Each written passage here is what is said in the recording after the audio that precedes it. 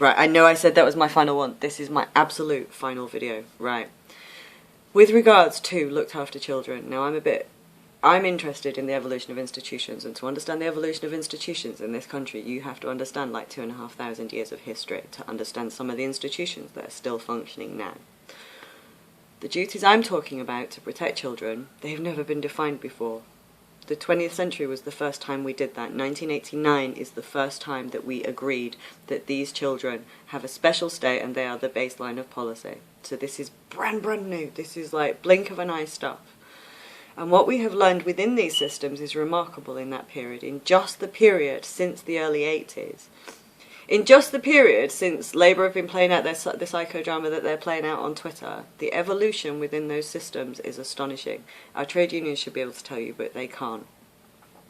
This is the first time we've ever done this, and this is the very first opportunity in British history to specifically define and understand the responsibilities to protect children. We've never had this before.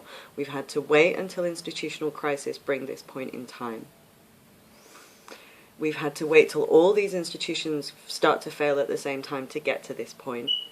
There is major instability. Brexit has come with this crisis, which is just, as a catalyst event, wow, major.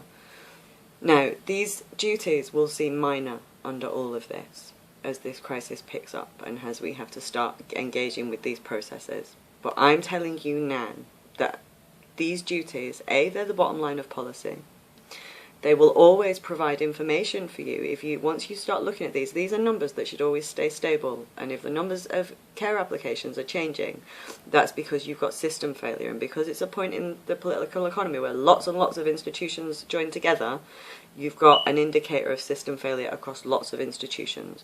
So you need to start using this. But this will be the very first time that we have ever defined these systems from scratch with intent. And we've had the opportunity to do that at the point in time where other institutions are being defined. The reason I went to so much effort is that I know that. So I am giving you, Mike Savage and John Hills, this responsibility. On behalf of the 70,000 children a year who are the LSE's corporate grandchildren, this will be the first time that the LSE's corporate grandchildren can have systems that are designed to protect them. We've never had that opportunity before.